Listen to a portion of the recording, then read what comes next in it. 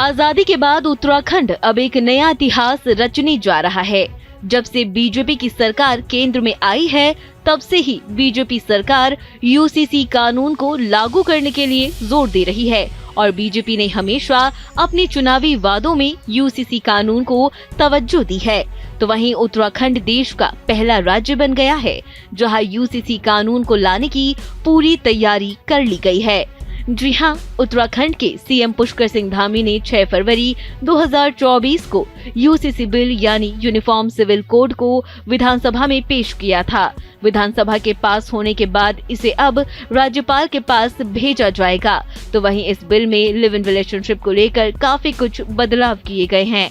आपको हम बताएंगे कि यूसीसी कानून बनने से लिव इन रिलेशनशिप में क्या क्या बदलाव आएगा। इस बिल को पेश करते हुए मुख्यमंत्री पुष्कर सिंह धामी ने कहा कि बिल में सभी धर्मों और सभी वर्गों का ख्याल रखा गया है। धामी ने कहा कि जिस पल का सबको लंबे समय से इंतजार था, आखिर वो पल आ गया है। न केवल प्रदेश की 1.25 करोड़ जनता बल्कि पूरे देश की नजरें उत्तराखंड की ओर लगी हुई हैं। उनके मुताबिक ये कानून महिला उत्थान को मजबूत करने का कदम है, जिसमें हर समुदाय, हर वर्ग, हर धर्म के बारे में विचार किया गया है।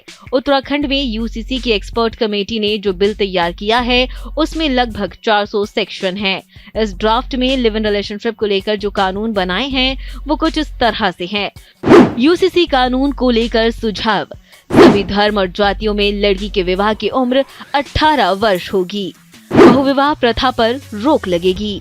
विवाह का रजिस्ट्रेशन लोकल बॉडी में कराना अनिवार्य होगा। कोर्ट के अलावा हर प्रकार के तलाक पर रोक रहेगी। पुनर्विवाह के लिए किसी भी प्रकार के शर्त पर रोक रहेगी, जैसे हलाला वर्जित विवाह होगा। वर्जित विवाह परिभाषित किए गए हैं, यानी सगी और चचेरे भाई बहन से विवाह वर्जित होगा।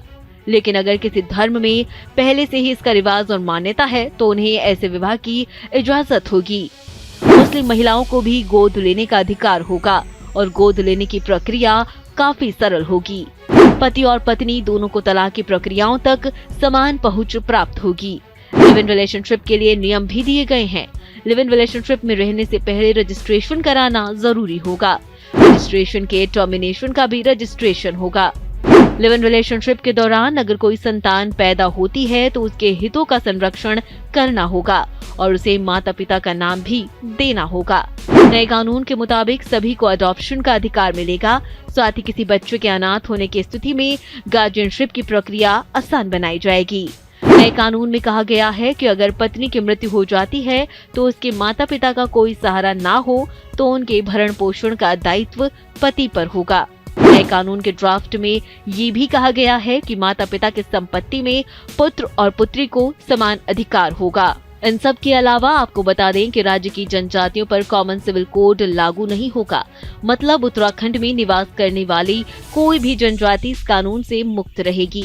आपको बता दें कि जनजाति समुदाय के राज्य में 5 प्रकार की जनजातियां हैं, जिनमें थारू, बक्सा, राजी, भोटिया और जौनसारी समुदाय शामिल हैं।